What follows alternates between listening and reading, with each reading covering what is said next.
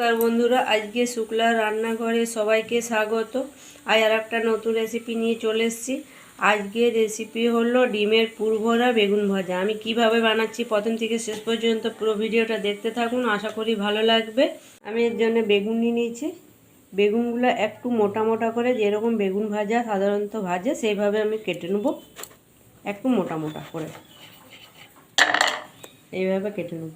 বেগুনটা দেখুন কতটা ভালো, কত কচি, খুব সুন্দর বেগুনগুলো। এইভাবে বেগুনগুলো আমি সব কেটে নেব। হয়ে গেছে। বেগুনের যে মাঝের অংশটা আছে আমি এইভাবে ঘুরিয়ে ঘুরিয়ে আলু চুলাতে করে এইভাবে বের করে নেব।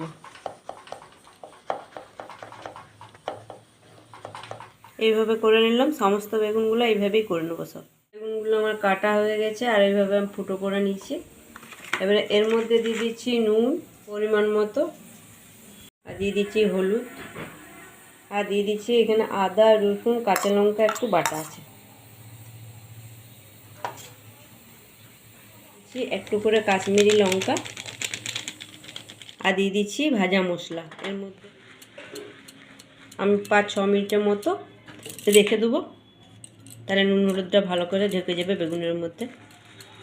বেগুনের থেকে যে মাঝের অংশটা বের করলাম সেগুলো একটু খুব ছোট ছোট করে কুচিয়ে কুচিয়ে কেটে নিচ্ছি। যত কুচিয়ে কুচিয়ে কাটা হবে ততটাই ভালো লাগবে, ভালো হবে আর কি। যে বেগুনটা আমার কুচিয়ে কুচিয়ে কাটা হয়ে গেছে, আর পেঁয়াজও কেটে নিচ্ছি এর সাথে। বাটিটার মধ্যে লঙ্কা কুচোনো আছে, লঙ্কা কুচোনো বেগুনটা দিয়ে দিচ্ছি। এর মধ্যে দিয়ে দিচ্ছি পেঁয়াজ, এর মধ্যে দিয়ে দিচ্ছি বেশ কিছুটা ধনেপাতা।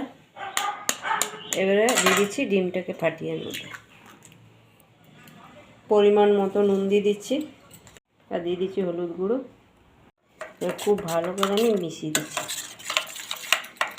পুরভরা বেগুন ভাজাগুলো ভাজবার জন্য আমি কড়াই চাপিয়ে দিচ্ছি। কড়াইয়ের মধ্যে তেলও দিয়ে দিয়েছি। তেলটা আমার খুব গরম হয়ে গেছে।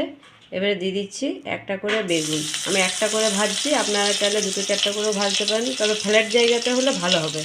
আমি কড়াই যেহেতু ভাজছি ওই জন্য একটা করেই ভাজছি। কিছুক্ষণের জন্য ঢাকা দিয়ে দেবো। এবার আমি উল্টে দিচ্ছি। এক পিঠটা আমার ভাজা হয়ে গেল, এবার আর এক পিঠটা ভেজে নেব। এবারে দিয়ে দিচ্ছি যে ডিমের মিশ্রণটা আমি করে রেখেছি, এর মধ্যে দিয়ে দিচ্ছি।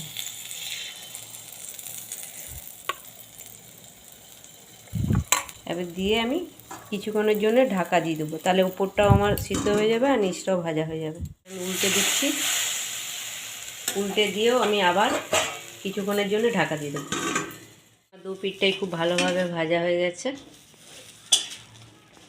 এবারে নামিয়ে দেবো। আবারও আমি এইভাবেই ভেজে নেবো। আর একটা দিয়ে দিলাম, আর বাকিগুলো সব এইভাবেই ভেজে নেবো।